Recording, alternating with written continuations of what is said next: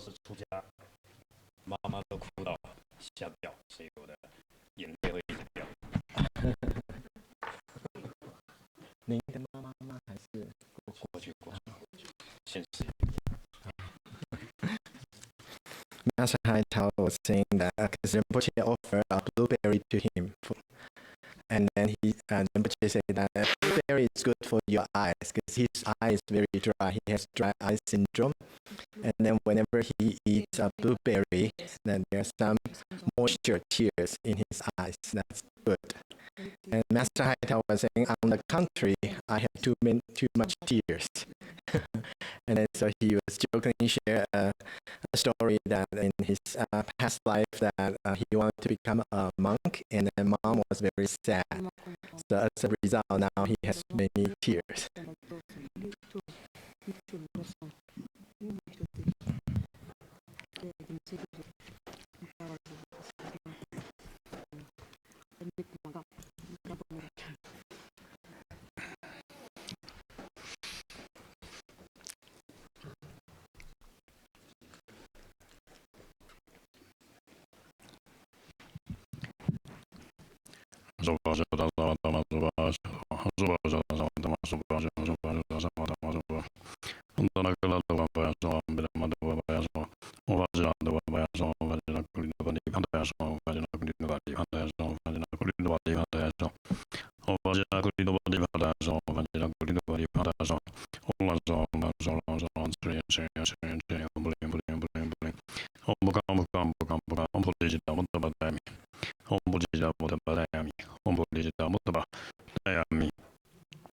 善事如母众，难忍无量苦，意念常深情，世事永不离。唵嘛呢叭咪，唵嘛呢叭咪，唵嘛呢叭咪，唵嘛呢叭咪，唵。众生无边誓愿度，烦恼无尽誓愿断，法门无量誓愿学，佛道无上誓愿成。唵菩提伽罗摩多巴达米，唵菩提伽罗摩多巴达米，唵菩提伽罗摩多巴达米。一切有为法，如梦幻泡影，如露亦如电，应作如是观。对耶当嘎对嘎对巴拉嘎对巴拉僧嘎对菩提萨婆诃。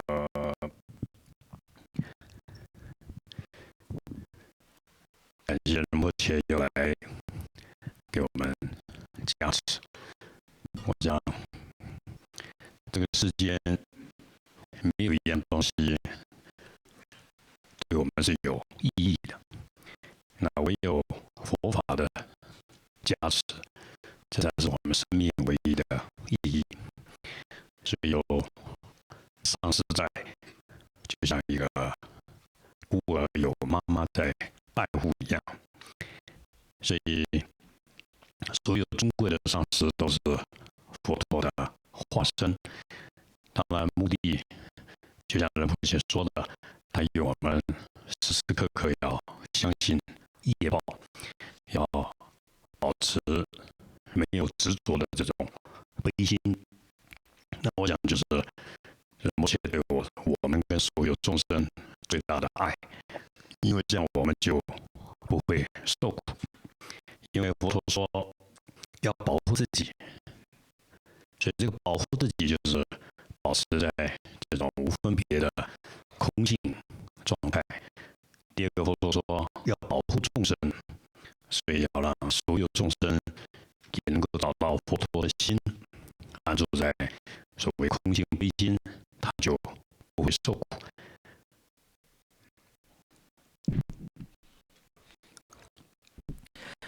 First of all, I want to express my appreciation again for Rinpoche's spending the time come here and give us blessing. And in this world, nothing is beneficial to us except Buddha Dhamma. Because of the Buddha Dhamma, it makes our life meaningful. And then we often feel like orphans. And then the guru surrounding us are like our mothers. And all the emanated precious guru is like the animation of a Buddha.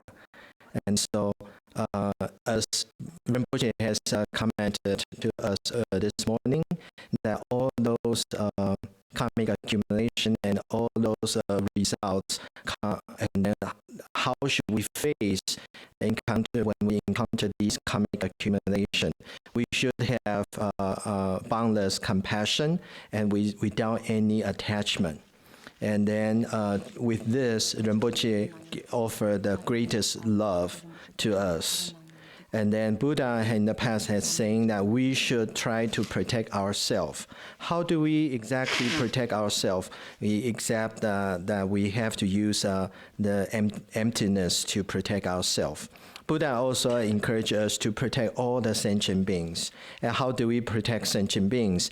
No other than reside in the empty and the compassion, non-dual emptiness and compassion, and do deeds like Buddha's given. And that's how we could protect all the sentient beings. 所以刚刚讲到流眼泪的故事，我也来说一下。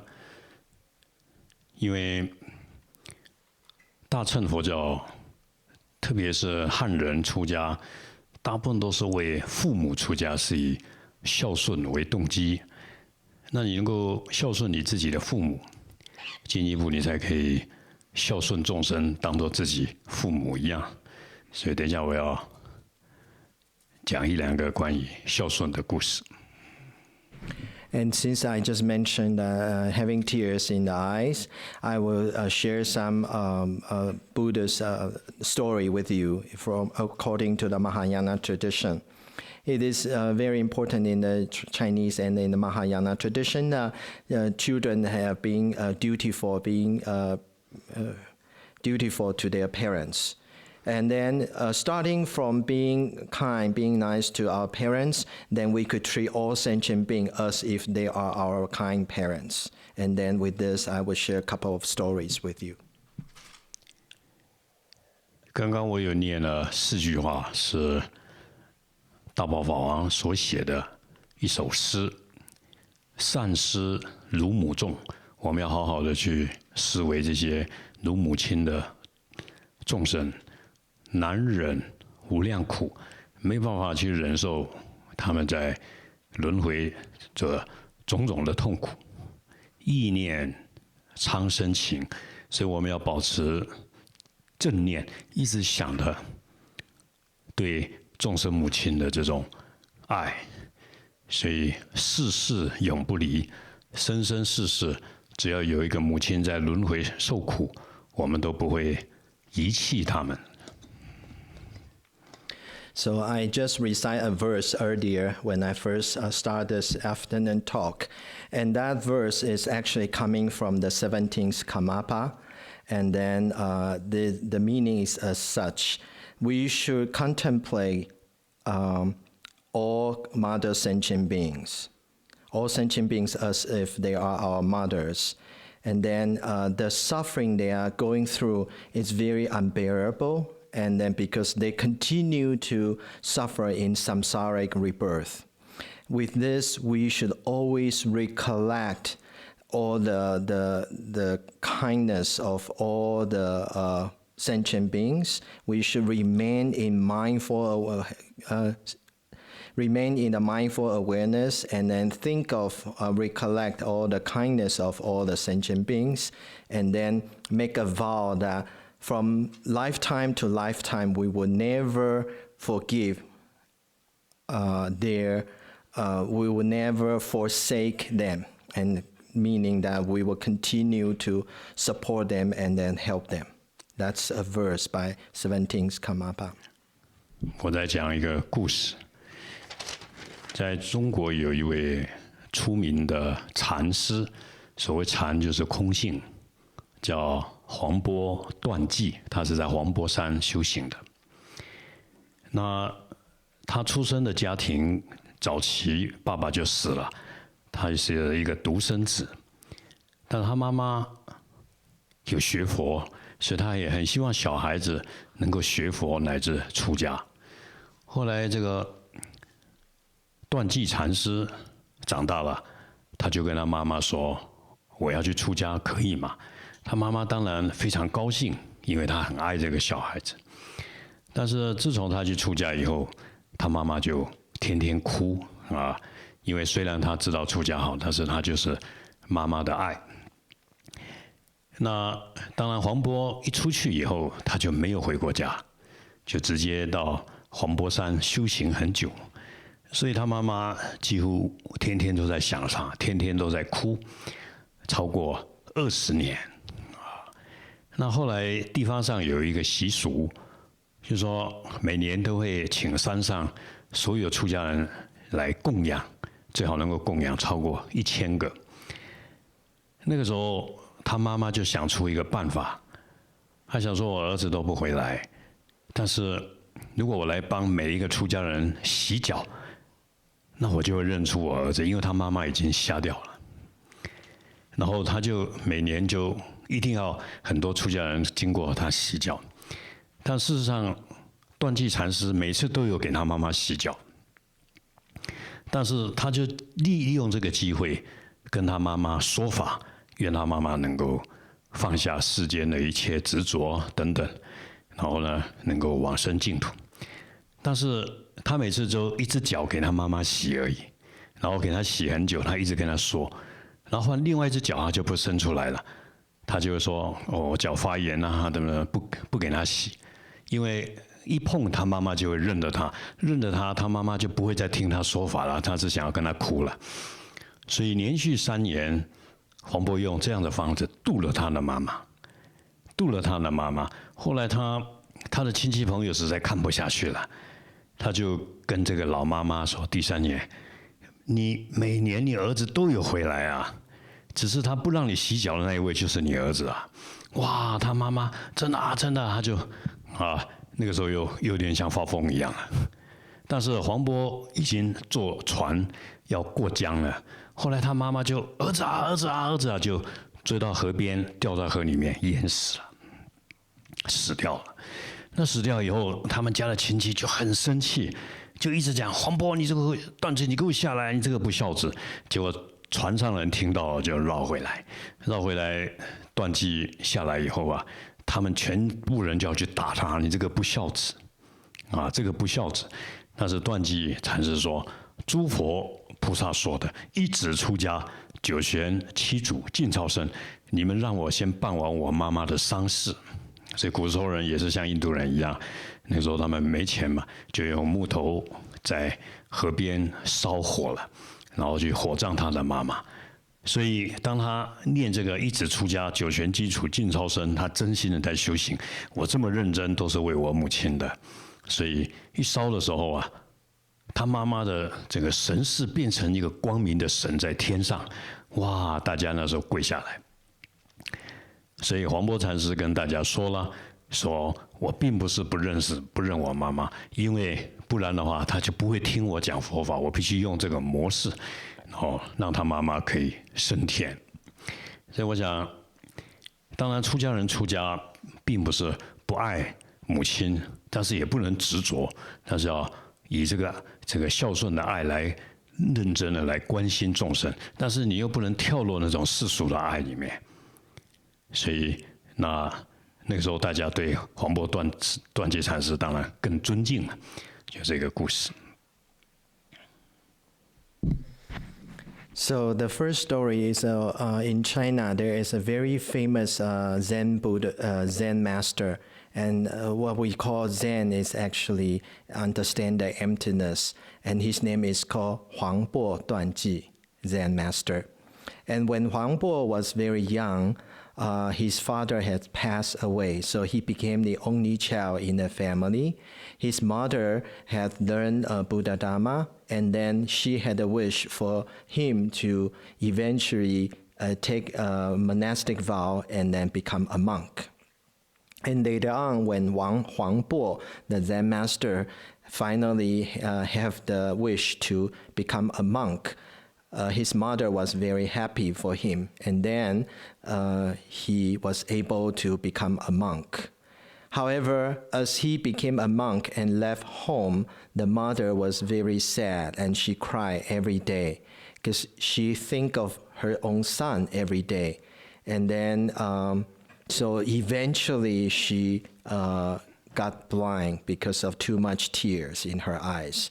All these years, Huang Bo has never went home to visit his mom.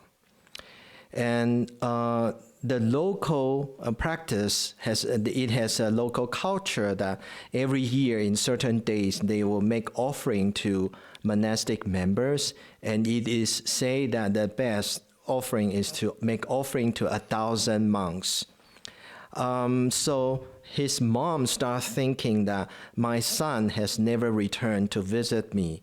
So if I make offering to the monastic member and then wash their feet for them, I will be able to recognize my own son. And so actually 3 years in a row, Huang Bo Duanji has went back and accept the offering from his mom. And he used this as an opportunity to share Buddha Dharma with her and then teach her to let go, renounce, and let go of her attachment. What's very interesting is every time that when he have his mom wash feet for him, he only let her wash one feet and not the other feet. He always come up with an excuse that, oh, I have infection on the other feet. It's better not to use water, otherwise it will get worse. And then inside, he know that once his mother touched both of his feet, she will be able to recognize him as her son. And once he recognized that he as her son, she will not be listening to the Buddha Dharma, and she will be immersed in her own sentiment, her own feeling. And 3 years in a row, so this master was able to use this opportunity to teach his mom and then about Buddha Dharma. And so the family and relatives saw this, and they were pretty unhappy. So they eventually told her that actually your son has been coming back and then letting you wash the feet for him. And so she got very curious, and she said, which was the one? And then the relative told her that, well, it's the monk who always let you do one foot and not the other foot. And so she got very anxious and got very emotional and saying that, oh, really, I really miss my son. And so I want to go and look for him. And by that time, Huang Bo has left, and he took a boat and was in the midst of a river. But because her mom was blind and she was running and she was chasing him behind, so she fell into the river and drowned. And all the relatives got so angry at him, Huang Bo, and then saying that, you such an ungrateful son. Your mom has suffered so much for you, and you would not recognize her. And so upon hearing all these accusations, the captain turned the boat around, and then all the relatives was going to hit the Huang Bo, the Zen master. And then the Zen master told the relatives, say, I understand you're upset, but please let me do something for my mom first. Let me do some cremation and do some prayer for her.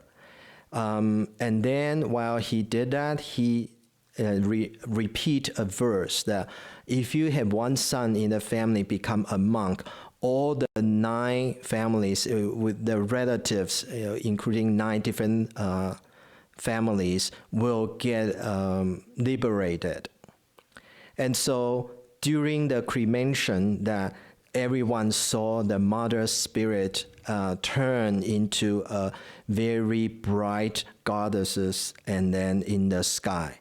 So everyone understand that, oh, there is a lot of blessing for the mom when her son become a monk. And then he went on and further explained that the reason why I don't want her to know that I am her son is that once she recognizes that I am her son, she will be attached with the mother-son relationship, and she would not want to listen to the Buddha Dharma, which is way more important than recognizing me as her son. And because she was able to listen to the Buddha Dharma, so she had a great merit of being reborn in the God realm.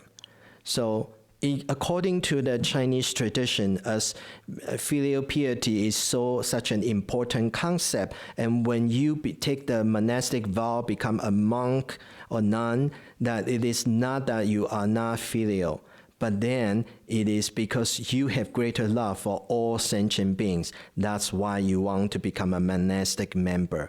So this is a story that how do we integrate the love for our own family, our own parents, our relatives, versus our love for the all sentient beings. It's not an easy balance, but he was able to do that. 所以就像有人曾经问释迦牟尼佛，为什么你要投胎在你的妈妈的肚子里面，生下来你妈妈7天就死了？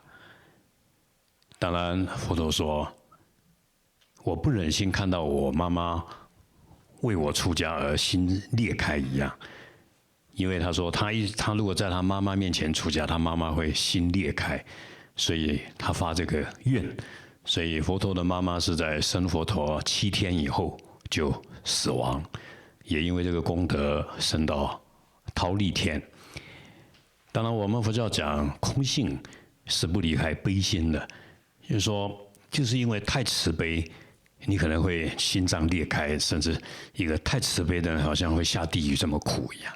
所以你必须为这个悲心，你必须加入这种空性，你才能够掌握住你的心。就像黄波断机的妈妈没有空性，她会哭到很痛苦。黄波断机禅对他妈妈的意念更强，但是他必须安住在一个禅的无我的空性，他才能够把这样子的一种很强烈的感情化为一种悲心来度他的母亲。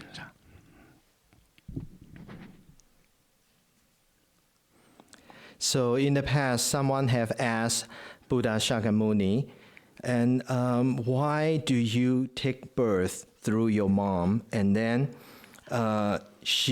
due to her giving birth to you, she passed away in 7 days. And then the Buddha was saying that the reason why is that I cannot bear that when my mom see me take the monastic vow and become a monk, she will be very sad. The sadness will be so great that her heart will be totally broken.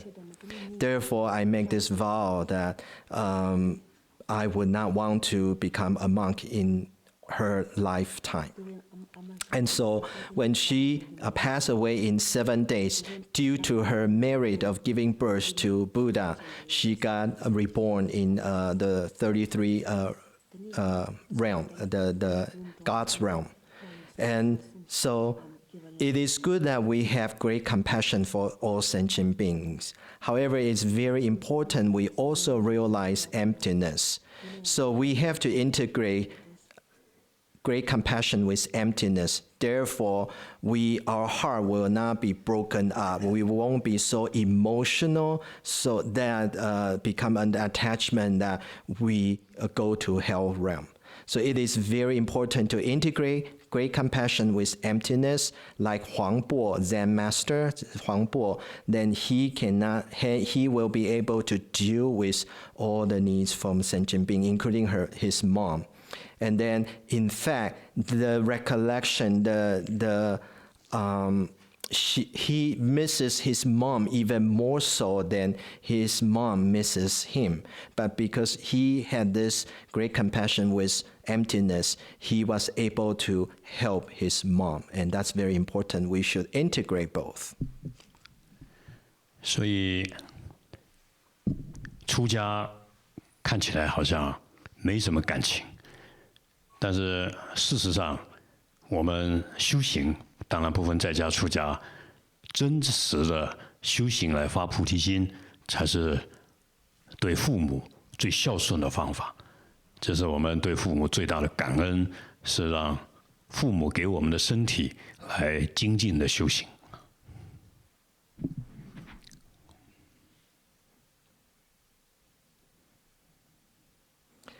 So it seems that contradictory that when you leave your family and become a monastic member, it seems that you are heartless. However, when we practice Buddha Dharma, we have to have bodhicitta, and that is the most nicest thing we could do for our parents. It's way more important than what so-called filial piety. It is great with the great appreciation and gratitude that we use the body that parents give us, and then we practice Buddha Dharma in a very diligent way. That is the best way we could repay the kindness of our parents. 在中国佛教还有一个故事，在明朝有一位叫明方法师，他是出生在杭州一个非常有钱的家庭，他是一个独生子。那他因为在杭州接近寺庙，所以他很喜欢学佛，甚至早就想要出家了。但是他的父母当然不同意。为了如此，他父母只好去找一个很漂亮的女生，硬要叫他们结婚。那个时候，梅芳知道这个事情，也不知道怎么办，他就逃掉了，逃掉到绍兴另外一个地方去出家了。那出家以后，当然他是努力修行，那时候他是修禅宗，然后呢研究经教。但是他都没有回家，也没有让他家里知道他在哪里。等他出家也是20几年，他有一天，他每天很精进的在研究经典、看经典，看到后来眼睛瞎掉了。瞎掉以后，他就没办法看了，他就只能用打坐的方式来思维。也因为用打坐的方式思维以后啊，他就开发了一点点神通，他居然看到他的爸爸妈妈，死掉的爸爸妈妈，也看到他爸爸妈妈在他出家以后，天天哭，天天哭，哭掉2个爸爸妈妈都瞎掉，后来爸爸妈妈才死掉。那个时候啊，他了解这个以后，哎呀，自己忏悔痛哭啊，他才知道说我为什么会瞎掉啊。因为虽然他很精进，但是他却没有去度他的爸爸妈妈，去回向给他的父母，或者默默的去关心他的父母。所以那个时候他就不再修禅宗，他就天天为他父母超度而念阿弥陀佛。当然后来就成为我们中国净土的祖师，祖师录有这位梅芳法师的故事。梅芳。Another story is that in the Chinese Buddhism, in the Ming Dynasty, there is a very famous Dharma master called Mei Fang. He was born in Hangzhou and in a very wealthy family. He's the only son in the family. And in the area, Hangzhou, the city Hangzhou, has a lot of temples. And because they live nearby the temple, so Mei Fang, as a child, he likes to learn Buddha Dharma. And he had a wish to become a monk. However, his parents do not agree, did not wish him to become a monk. So what they did is that they found someone very beautiful and then want him to marry her. However, Mei Fang was not really interested in getting married in a worldly fashion. So he ran away to another city called Shaoxing and become a monk in Shaoxing area. And every day he practiced, he cultivated very diligently, and he studied sutra deeply. And then all these years, he never went home to visit his parents. and he never told his family or his parents where he was. He just focused on practice and focused on reading a sutra every day. And then until one day that he worked so hard that he became blind. He could no longer read the sutra. So he focused on meditation, focused on vipassana, reflecting on him internally. And eventually he cultivated some special ability that he was able to see his parents. And they knew that his parent has passed away. And the reason they pass away is that before they pass away, they think of him every day, and then they cry every day, and then they eventually became blind, and then later on pass away. And once he realized this, he was very in great pain. He was really regretful that he only focused on his own practice and not think of his parent. And that's why he also became blind. And after that, he changed his practice. He focused a lot on the liberation ceremony, liberation ritual, and then dedicate the merit to his parents, and then try to help them. And therefore, later on, he became a grand master in the Pure Dan tradition. And that was Master Meifang's story. 因为我看仁波切的书，他特别写到，佛法就是爱，就是一种真爱。学佛法就是要学怎么去爱人，爱所有生命。事实仁波切也说，我们念唵嘛呢叭咪吽。一定要念到掉眼泪，因为六道众生都是我们的母亲。如果你念唵嘛呢叭咪吽没办法念到掉眼泪，你就没有生出一个悲心的感受。因为悲心是一种对母亲苦的一种感受，乃至母亲对儿子病苦的一种感受，自然的流眼泪。如果我们要修行悲心，那当我们去意念到其他众生的痛苦，包括一只蚂蚁，包括一只鹿，如果你生不起一个强烈的悲心，感受到他的苦，那可能我们就慢慢就离开悲心。但是离开悲心以后，那我们所修学的东西就不是真正的佛法，那只是一种知识。所以我想，特别在欧美地区，就可能要多强调这种父母跟子女对父母的这种绝对的孝顺，那这样要来讲菩提心就比较容易。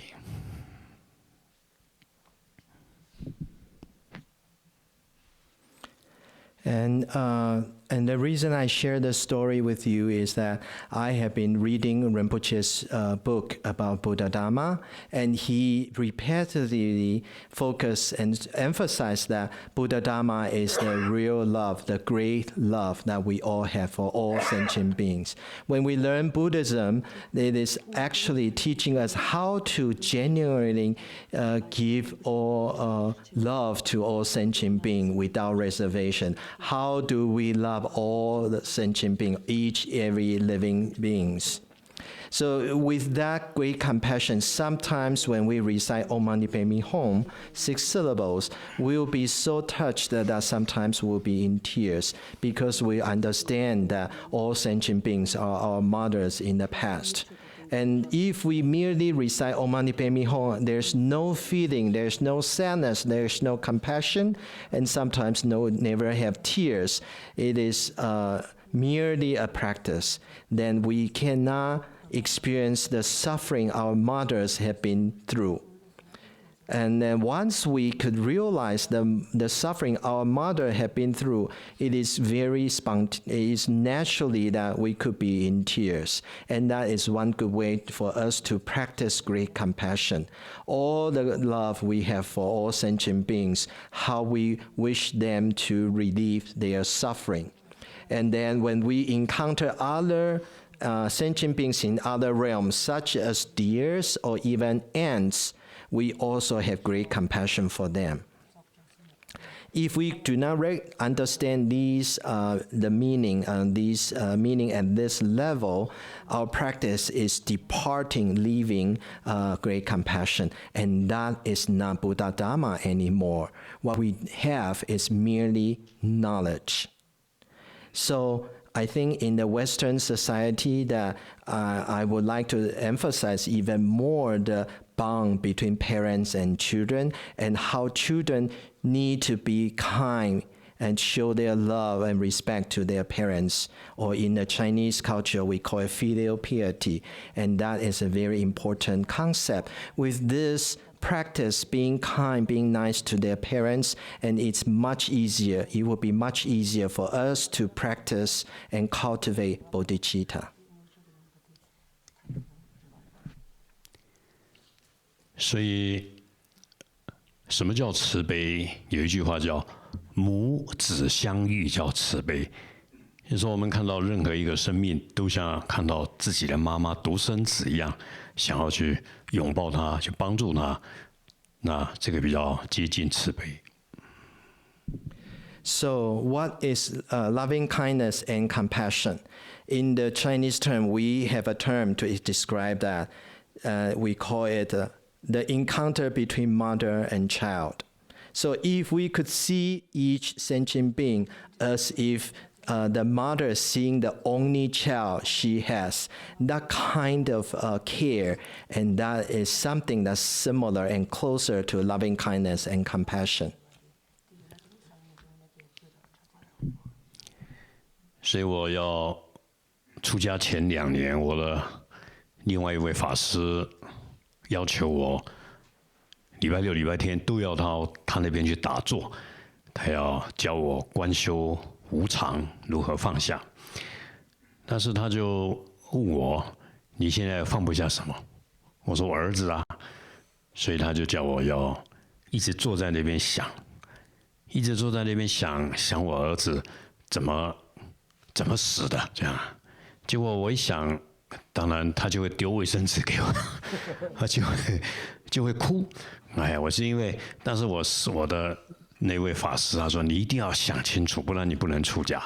你出家以后，你一定会回家。那当然我很容易。那第2次他又叫我想，你就坐在那边好好想你爸爸妈妈。结果想我爸爸妈妈，我就没哭。我只是觉得我应该好好孝顺他，我要认真。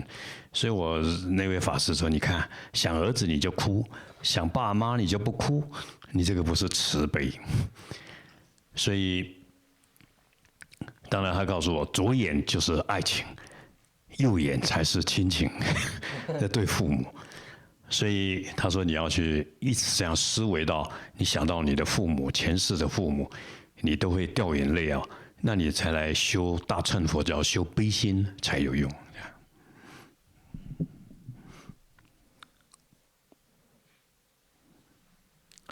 And so, 2 years before I took the monastic vow, I have been following another monk. And at that time, this monk asked me to go to his place and to learn meditation, and then to practice emptiness, and then impermanence.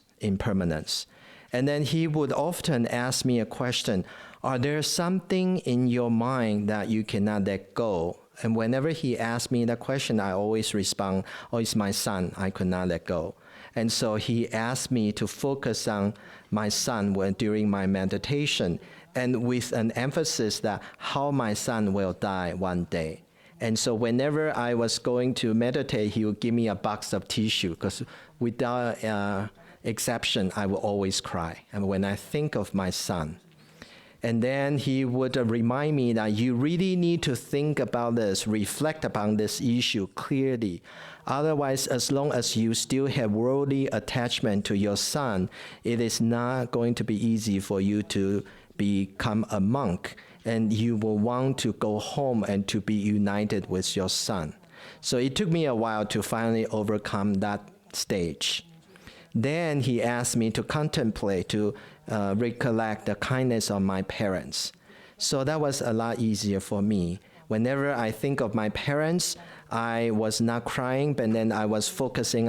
Should really practice Buddha Dharma diligently to repay their kindness. Then he commented that, how come whenever you think of your son, you will cry, but when you think of your parents, you will not cry? You are not nearly as kind to your parents as you are to your son. And so he asked me to reflect the differences I have in my mind. And sometimes there is a saying that the tears coming from our left eye represent the love, the worldly romantic love we have for other people. The tears coming down from our right eyes is actually the affection we have towards our parents or our parents in the past. And so it is very important. Through his teaching, we will realize that we really have to have great compassion to all sentient beings as our kind parents in the past. And that is one way that we could try to learn bodhicitta. And then, because of these, then Buddha Dharma become helpful and useful to us because we realize the true meaning of it. 所以当然，佛陀就会说，自私的感情、爱情会让我们受苦，也唯有无私的慈悲才是快乐成佛的方法。如果我们决定要修行，当然要找出自己的缺点。所谓禅修，就像文殊菩萨的一把剑一样，我们必须断除所谓的分别执着。那这个我们必须从内心里面去问自己，当然也唯有真实平等的智慧才能够真实断除。但这个断除只是断除执着，而不是不去爱众生。所以把自私的感情断除，而显发那种众生都是母亲的悲心的眼泪，去照顾众生。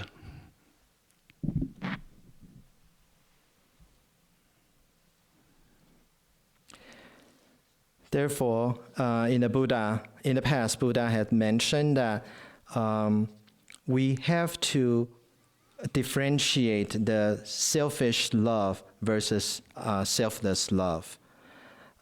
Selfish love is like the sentiments would usually the reason why we suffer. It is only when we develop selfless loving kindness and compassion, and that is the method to eventually attain Buddhahood. And so when we practice, we should try to reflect upon where we are and try to identify the shortcomings we have, and then to meditate. And when we meditate, when we reflect upon our own shortcomings, it's almost like the holding a sword that Manjushri has that cut through our attachment and really reach a state of true equanimity. And what a sword was cutting through, it is our attachment, and it is not the love we have for all sentient beings.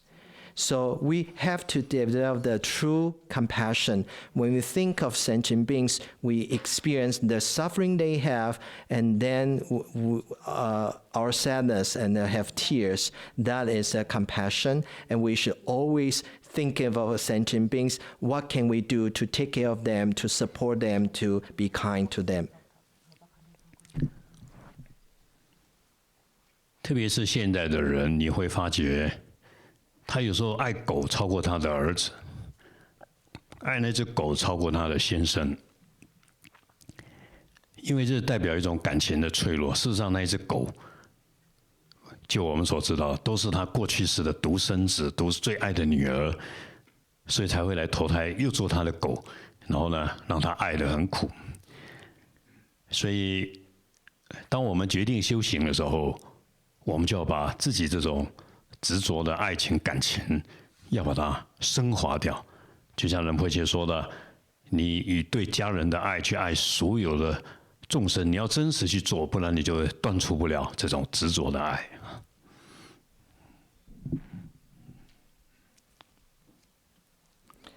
And it's interesting that, especially for people nowadays, they have pets, and sometimes they love their dog more so than their own child, their son.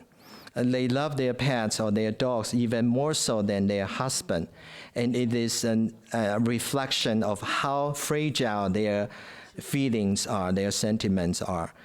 These pets, including dogs, they are in the past life were our favorite son or favorite daughter.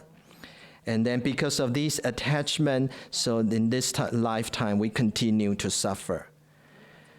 So we should understand these situations and really dedicate our practice to transform our worldly sentiments of love into a great love, loving kindness. And we should transform the very small love we have towards our family, attached love towards our family, and transform that to boundless love to all the sentient beings who are suffering, and then to cut through our attachment. And that is a very important practice in our learning of Buddhism. 我讲一个真实的故事。我们在台北有一位电脑公司老板，他们夫妻也很发心，经常来帮我们电脑的问题。那有一段时间3个月都没来了。那我回台北说：“某某居士都没看了。师父他最近很伤心呢。我以为他家里是怎么分的，后来一问，死了一只狗，这样。那一天我就故意打电话给他，我说你来一下，真的来一下。因为他来的时候，当然台湾有一个特点，台湾有很多神附身还是打坐也好，可以看到一些事情吧。然后我也请一个居士来，然后那位老板一来了，就开始哭了，哭就讲到那一只狗了。他说：“师父，你知道吗？那只狗从出生。”他死在我这边，那只狗天天要睡在他的背上，他不抱太太，他抱那只狗，抱到那只狗15年死掉，所以他一讲就一直哭了，然后太太就是没用的男人，没用的男人，一只狗哭什么哭？然后我就问旁边这位打坐居士说，那只狗跟他什么因缘？他眼睛就睁得很大，他说那狗是你儿子，然后他跑那边，他会跑。他老婆了儿子，那只狗才是他过去是真正的太太，所以他宁可抱那只狗，也不要抱他现实的太太。这个太太还在嫉妒他。但是后来我就直接跟他说了，我说我给他带到旁边，老实跟你说了，那只狗是你太太的，怪不得你这么爱它。他哭了更厉害，但是哭完以后，讲到真相以后他那一天回去以后就改变了。因为佛教很特殊，你讲到真相的时候他想清楚，原来她是我太太，所以是如此。因为他一直哭，是因为他不知道他为什么会一直想她。然后他现在就了解了以后，用这种方法去感恩他，去超度他，他就可以超越自己。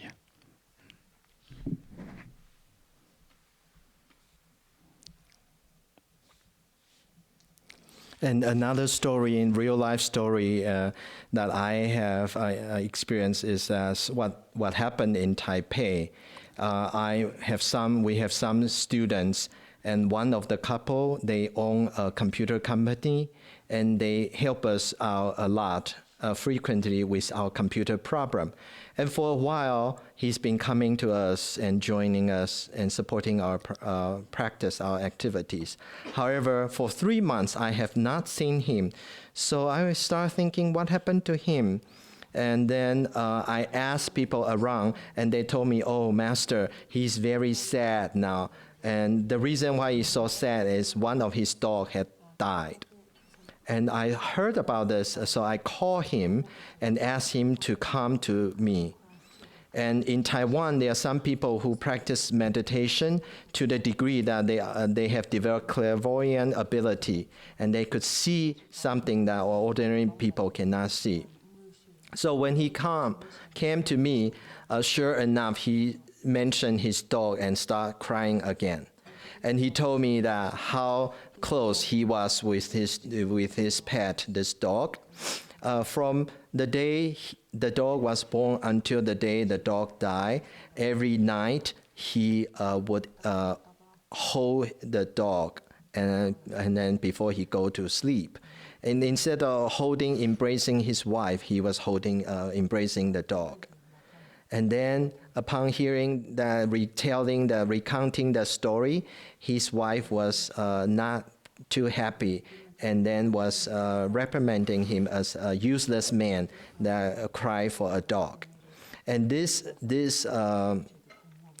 Zen meditation practitioner and who has the clairvoyant ability and take a look at the situation, and then he realized that, oh, the dog was actually his wife in the past life, and that's his true love. And so he loved his wife in the past lives way more than his current wife.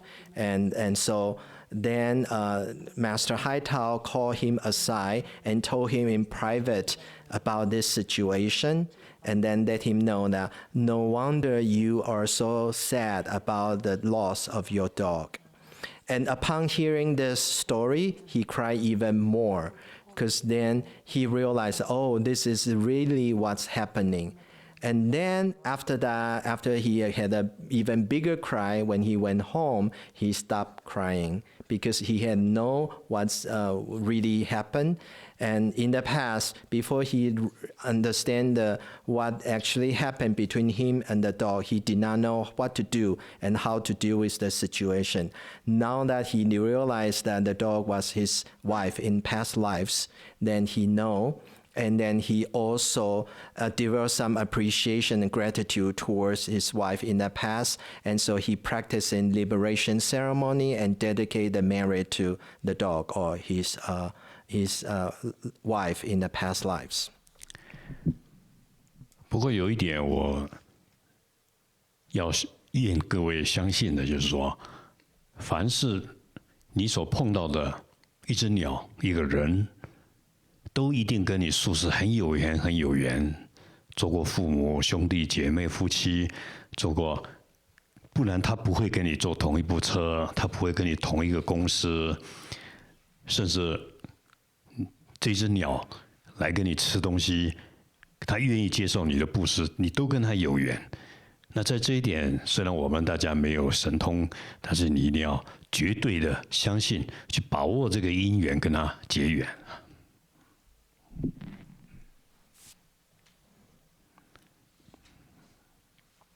And so that was the story that how we can transform ourselves and then go beyond our own sadness.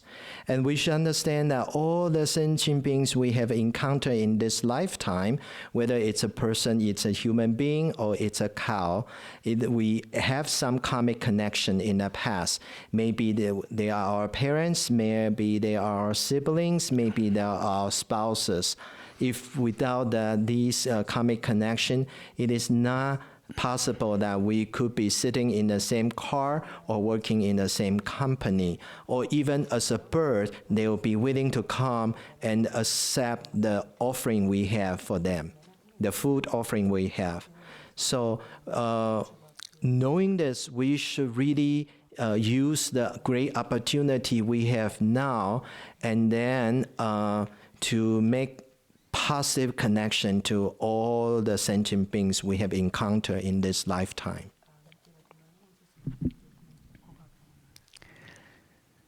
因为我个人很喜欢读《地藏经》，就是学地藏王菩萨。那《地藏经》里面有一个功德，就是说，喜欢修地藏法门的人可以知道很多前世。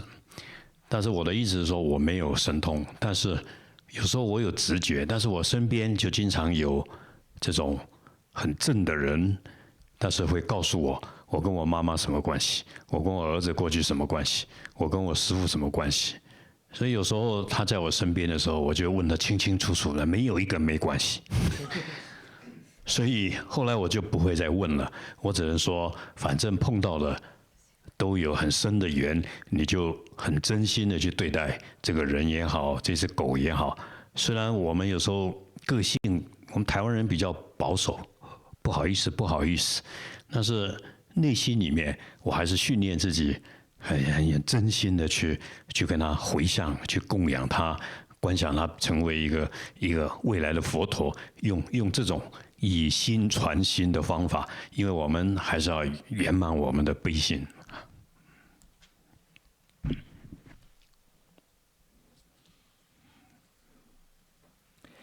And then, as my personal practice, I particularly like the Earth Treasury Bodhisattva. The scripture talked about his past life. And then it was said that when you practice this particular engage in this particular practice, there is a ability that you may develop a clairvoyant ability that you know your past lives. Of course, I do not have any clairvoyant ability. Sometimes I may have some intuition, but I do not have a clairvoyant ability. There are people around me, however, they were able to see and then things. And then sometimes I get very curious. I ask them, what's my relationship with my mom? What's my relationship with my son? What's my relationship with this person? And regardless however I ask, I learned that all these people are surrounding me. We have deep connection in the past life. And after a while, I stopped asking what's the actual relationship we have in the past. What I learned is that I have to be very genuine to the people or the sentient beings I have come across. And as a Chinese person, a Chinese man, we grow up in a very conservative environment, in a conservative culture. We are not that expressive, and sometimes I do not express my care for other people. However, internally, I try to train myself and provide for them, and then visualize that they will become Buddha in the future. And then I use my appreciation and to make offering to them. And this is how I train my own great compassion and how I try to transfer my mind, my caring mind to them through my thinking. 就像有一次我碰到一位习经的老仁波切，叫苏杰仁波切，好像也是80多岁了。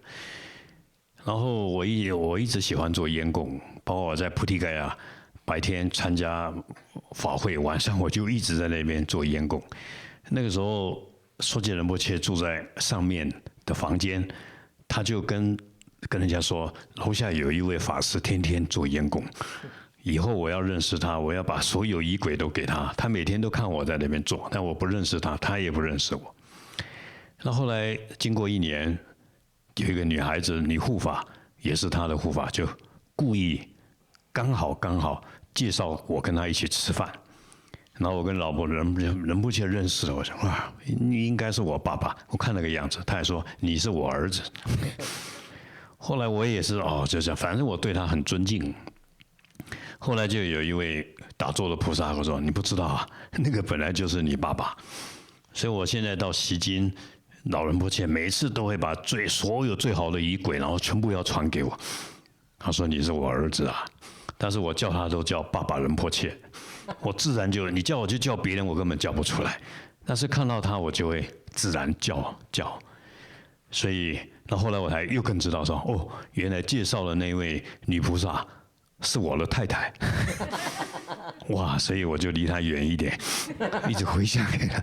那是因为她所以因缘就会把你拉在一起。但是你要用现在的方法，所以当然我每天还是会向说解仁波切，因为他对我实在是不断的在关心这样。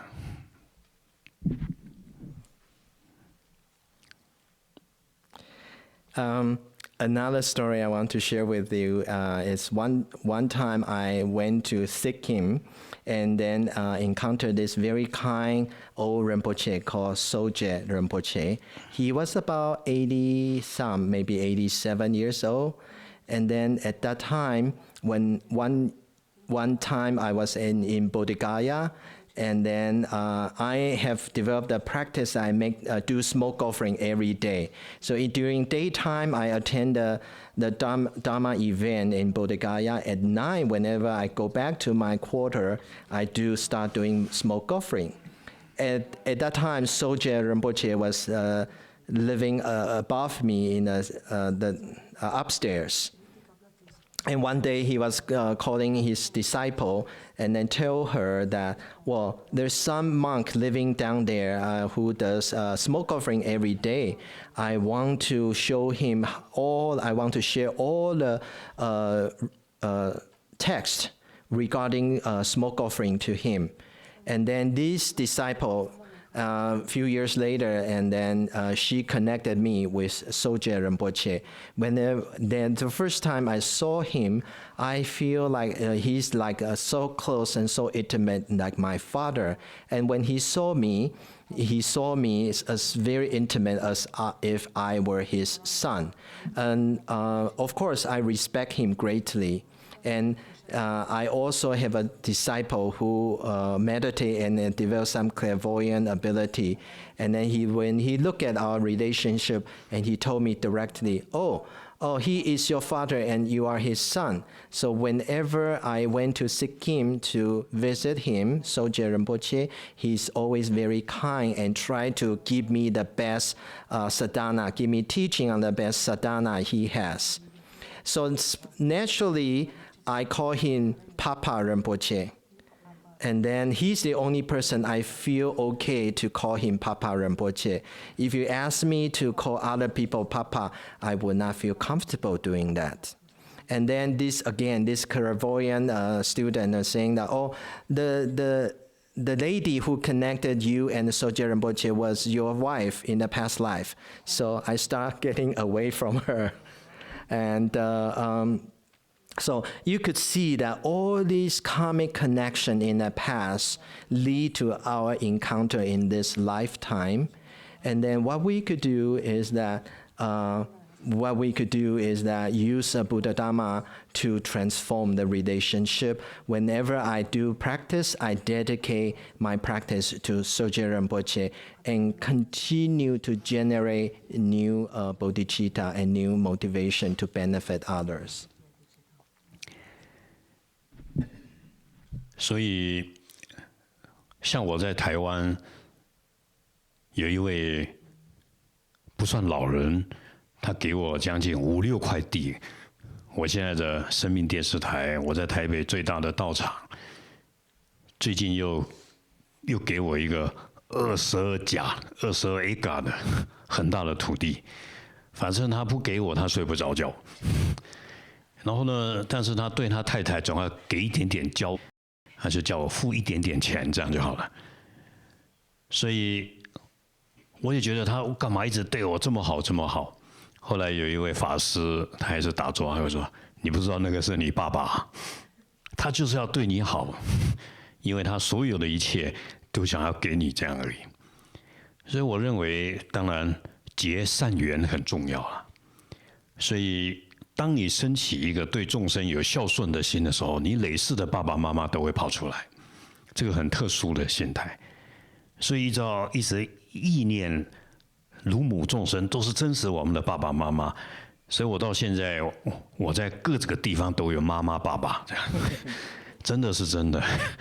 所以我到不丹去，有一位现在一个安妮20几岁而已。 他看到我就一直哭，我也不知道哭什么。然后我就很想看到他，我就去照顾他啊，你要什么我都给你。然后我就送他到台湾，他现在中文讲得非常好，非常好，他就帮他们寺庙做了很多。后来我才知道说，哇，原来那个是我不丹的妈妈啊，我生在不丹的妈妈母亲，所以把过去的相片都找出来了。所以我会觉得说，哦，原来。 这个是真相。原来佛经里面跟我们讲的“善施如母众”，反正跟你有缘比较碰的，都有很深的因缘，你要把握这个因缘，去。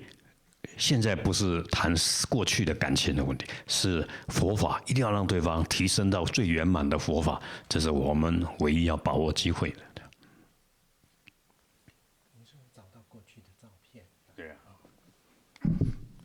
So another the story is that in Taiwan, I have a student who's like an older disciple.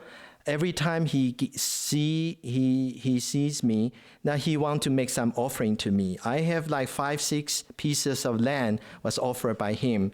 I own a live TV, a TV station called Live TV, and also including one of my biggest Dharma center offered by him, and then it is 22 jia. Jia is like a unit, almost like acre. It's a Chinese unit measuring the. Anyway, it's pretty big. And it is to a degree that it's very strange that it's as if he doesn't give me something, he won't feel good. He has to give me something whenever he see me. So sometimes that he would keep offering a big piece of land and then told me in private that, hey, in order for my wife not to feel too bad, and you could offer a little bit of money in exchange of this piece of land. So I've been wondering, why does he give me all these good things all the time? And what's happening? And so people around me again meditate and saw that, oh, don't you know that he was your father in the past life? So in this lifetime, the only thing he wants to do is being nice to you. And so this is one example. We never know that what's our relationship in the past. However, as long as we have encountered the good fortune of encountering different people, we should try to make sure that relationship, the condition is positive, is nice. And then we should treat all sentient beings as if they were our parents in our lifetime and be very kind to them. Or in the Chinese term, filial piety, being very filial to them. And then once we do this, and all our parents in the past life, they may show up, and therefore, wherever I go in the world, I have my mothers and I have fathers in the local area. And there's another thing that happened to me, that one time I went to Bhutan, and there was an auntie who was in her 20s. And every time she saw me, she could not stop crying. And with me, I also could not help but wanting to take care of her. So I sent her to Taiwan and to give her education. And so she also learned Chinese. And later on, she learned very good Chinese, and they learned different things and were able to benefit her temple in Bhutan. And then my student told me, oh, she was your mother in the past life. And then that's why she think about you. She cannot stop crying whenever she sees you. So all these story, what I want to share is that we should contemplate, always recollect all sentient beings as our kind mothers in the past. Whenever we have the opportunity to run into other people, other sentient beings, we should really make the best use of this condition and turn this relationship in a positive way. Now, bear in mind that what I'm saying here is not worldly feelings and attachment and sentiments, but the relationship should be transformed through Buddha Dharma. 所以佛教里面讲空性，不是什么都没有。原来空性是我们跟所有众生都有这种母子关系，很深切的关系。所以，包括你到任何一个地方，像各位我们能够聚会在这个亚利桑那 GBI 总部共修，如果你有神通，原来有那一段因缘。或是你在这个土地的特殊的因缘，不然你不会聚会在这边。所以要把空性变成一种我们跟万事万物，包括一只小蚂蚁的连结。一只鸟飞过你，乃至你看到它，你都要想尽办法去爱它，去关怀它，免得失去孝顺父母的机会。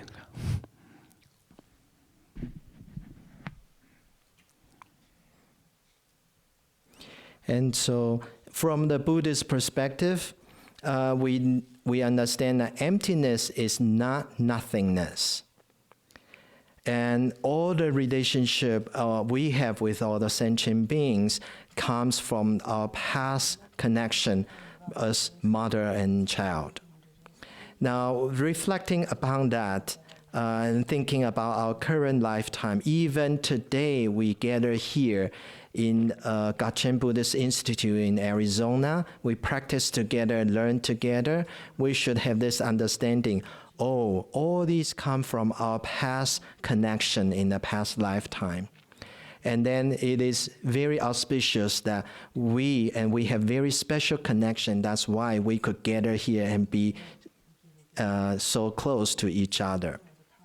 So, understanding emptiness, we should seize the opportunity when we encounter sentient beings, whether it's an ant or it's a bird, we should try to make positive connection and generate true caring, true love towards them and take care of them, offering them. And then do not miss the opportunity of being kind to our parents in the past.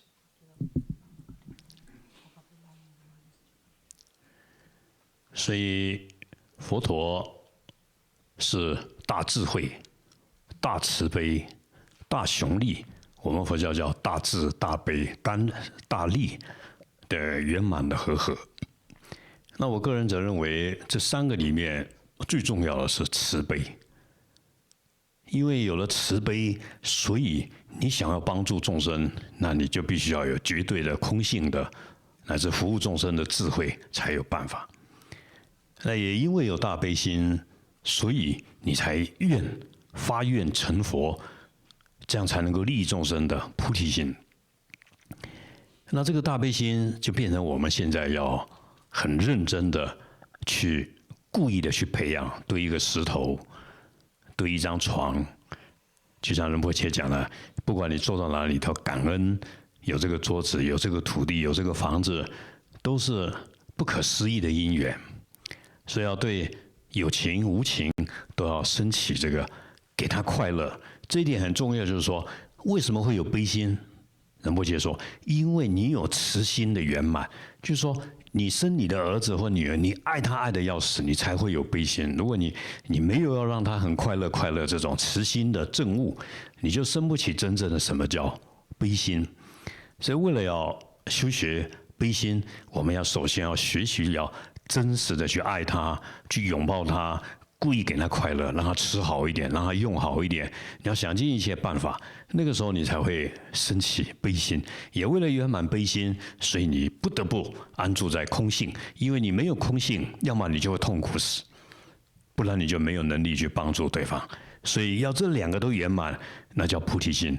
那有了菩提心，你才可以服务众生。成佛不是目标。 能够帮助所有众生离开痛苦，那才是目标。所以成佛只是一个方法而已。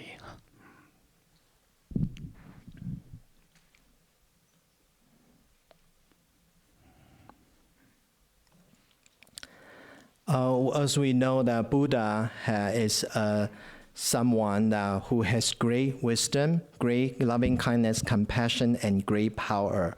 It's the perfect combination of these three elements.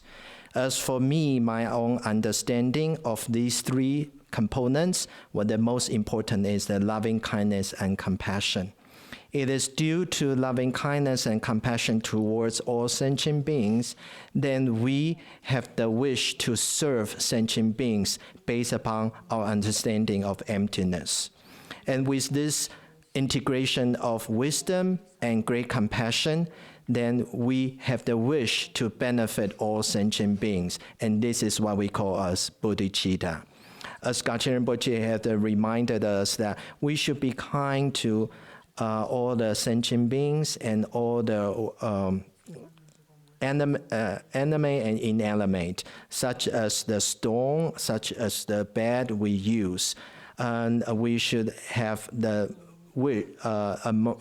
grateful sentiments of gratefulness, and then they have this earth supporting us. whether they are living beings or not living beings. We want to wish them happiness. And where does this great compassion come from?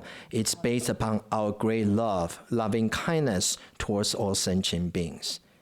And then, unless you have great kindness, great loving kindness towards sentient beings, you cannot possibly develop great, true, or genuine compassion. And you have to have loving kindness first, then you develop compassion. And then you want to bring happiness to all sentient beings. You want them to be able to eat the best food, use the best things that they could possibly have. Then, as a result of this practice, our compassion increase. And whenever we mention great compassion, we have to make sure that we integrate that with emptiness. Otherwise, we will have nothing but suffering and pain, because we cannot possibly, or we may not have the ability to really help other sentient beings. And this is what we call as a bodhicitta. We should know that attain Buddhahood is not the ultimate goal of our practice. What is our goal? Our goal is really help all sentient beings to become liberated and attain Buddhahood. And that should be our goal. Attain Buddhahood is nothing but a method to help other sentient beings.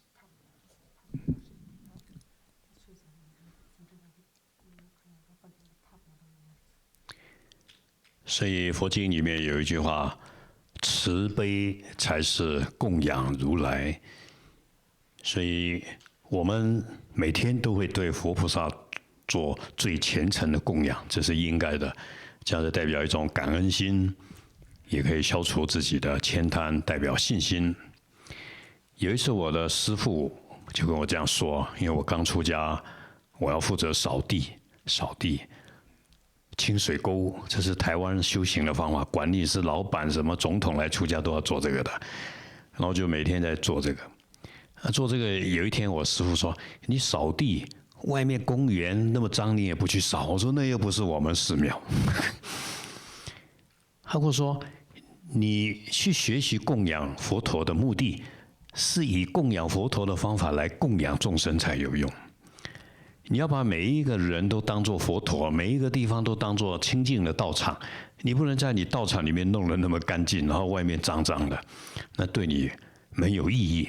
这是我这辈子最大的福报，就是说我都碰到那些很伟大的善知识，却很平凡，让他教我要去服侍众生，像服侍佛一样，那才有用。这是普贤恨愿品最重要的。同样有一次，我在刚出家，在台北一个讲堂，那我师父很慈悲啊，他要把那个旧的讲堂翻新的来供养他的上师啊，而且他盖好以后，他就发愿，我不做住持，那盖好就是供养他的老和尚，他要离开。那时候有一位老菩萨，经常来扫地，那只要我们做早课，早上4点他就到了。做晚课4点半他也来了，他不懂半个字，不管我们念什么，他就观音菩萨，他就一直念观音菩萨，就像各位念唵嘛呢呗咪吽一样，一直念，然后大家都有一点笑他，反正他不懂的字。那有一天我在外面接电话，有一些事情有一点困扰，他就跑来跟我说：“哎，海涛师啊，你有一点痛苦哦，你告诉我。”我问观音菩萨，观音菩萨才会告诉你。我说奇怪，我说你怎么会知道我在困扰什么？他说你只要告诉我，观音菩萨就会告诉他。所以他帮我解决了一些问题，我也觉得很特殊。那后来我们要拆掉了，要盖了，他就跑来跟我说：“海涛师，现在你们讲堂要拆喽，我要到别的地方去修行了。”我说好啊，祝福你健康啊。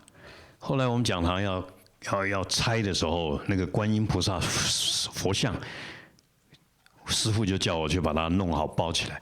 当我去弄那尊观音菩萨的时候啊，因为他脸黑黑的，很旧的佛像，我把它再仔细一查，哇，原来他那个脸就是那位老菩萨的脸。哦，原来观音菩萨就一直在我们道场里面，也一直在照顾我们。千万不要去看不起任何一个你觉得一个很平凡、很看不起的人，因为那个都是佛菩萨在周围，这个对我感应非常大。女的。There was as writing in the scripture that loving kindness and compassion is the true Buddha. And so every day we do make offerings with our devotion, and we make offering to Buddhas, and we also use the develop gratitude, and then to overcome or to transform our stinginess. When I first became a monk, my teacher, my master, asked me to sweep the floor and then clean the ditch. And that is something that's a very common practice in Taiwan. Regardless you are a president or you are of the country or you are a president of a company, that is what you need to do when you go to a monastery. So one day I was sweeping the floor very diligently in our temple, and then my teacher, my master came and then say, "Why do you only sweep the floor inside the temple? You should go out and sweep the floor in the park." So I was very puzzled. I say, that's not ours. It does not belong to ours. And then he challenged me, what kind of attitude you have? What is yours? What is not yours? You should have that true devotion that you have to make offering to Buddha and use that devotion and sincerity and make offering to all sentient beings. So I consider myself as very fortunate.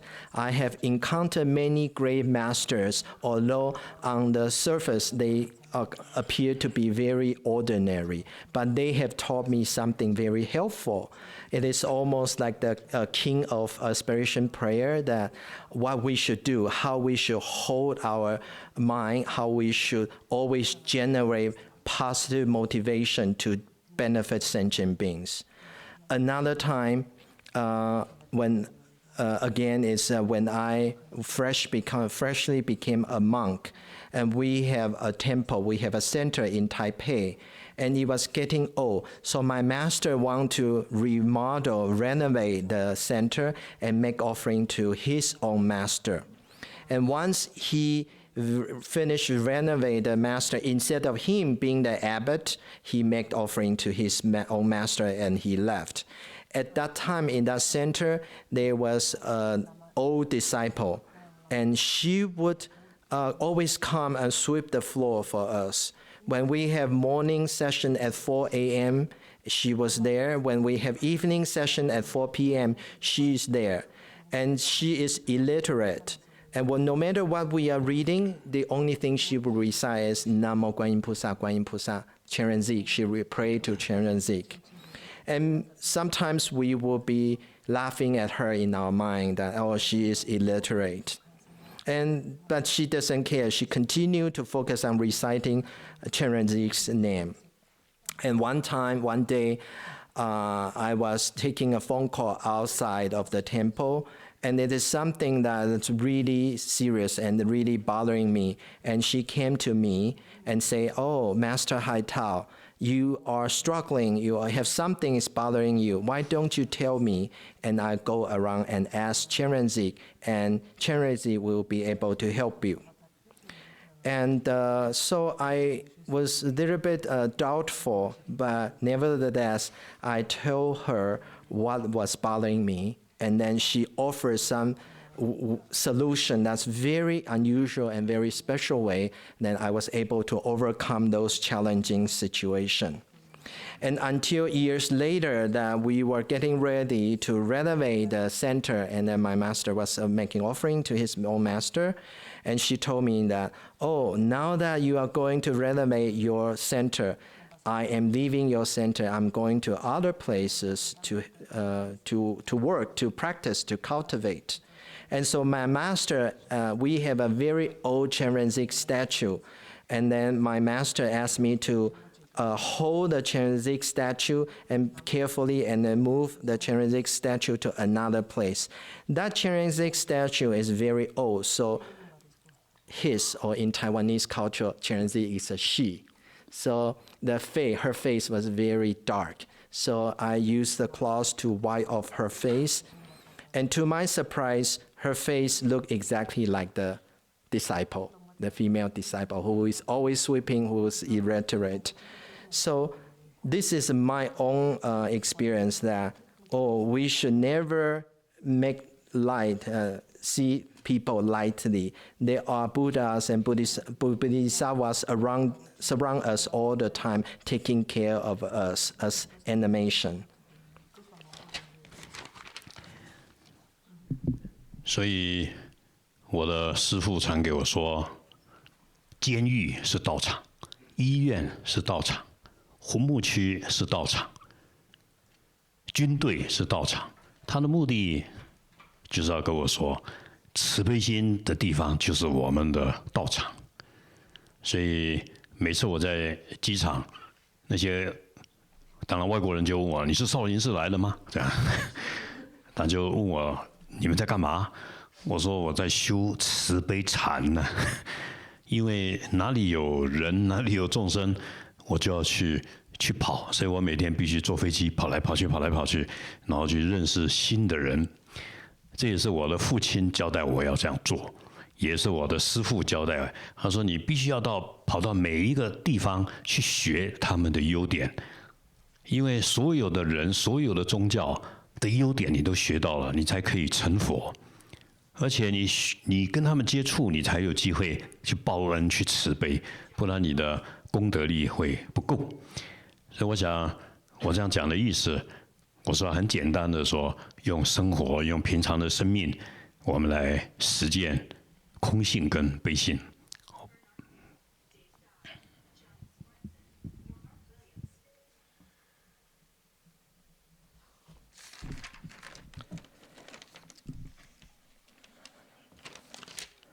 And one of my masters taught me that where is your practice, where is your Dharma center? It's no other than jail, hospital, cemetery, or military base. All these places are your Dharma center. And then later on I realized wherever you have loving kindness and compassion, that is your Dharma center. So sometimes I travel around the world a lot, and when people encounter me in the airport, they would ask me, "Are you from Shaolin Temple?" A very famous temple in China. I say, no, I'm not really from there, but I'm practicing loving kindness, compassion, Zen. So wherever there are people around, wherever there are sentient beings who needs me, I will go to them.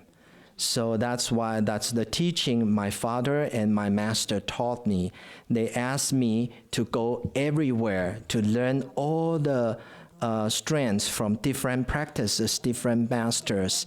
Then I would learn different things, and that would help me to become more well-rounded and would help to attain Buddhahood. So that's why I travel around. I take airplane around the world a lot. But the sentiment, the lesson is that we should have the sense of gratitude and loving kindness and compassion, and then apply it in our daily life, and then use our ordinary life and to fulfill the great compassion we have towards sentient beings. Take a rest. We'll take a break. 来休息。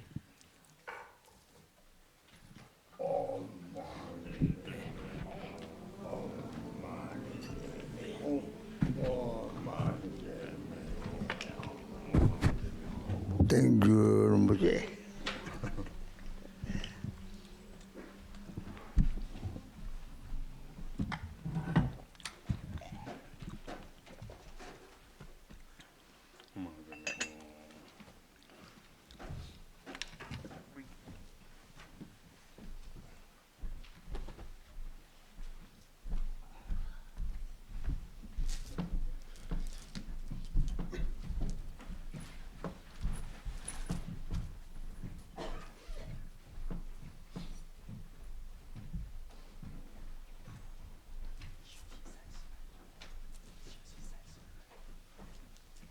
So we'll break for 30 minutes.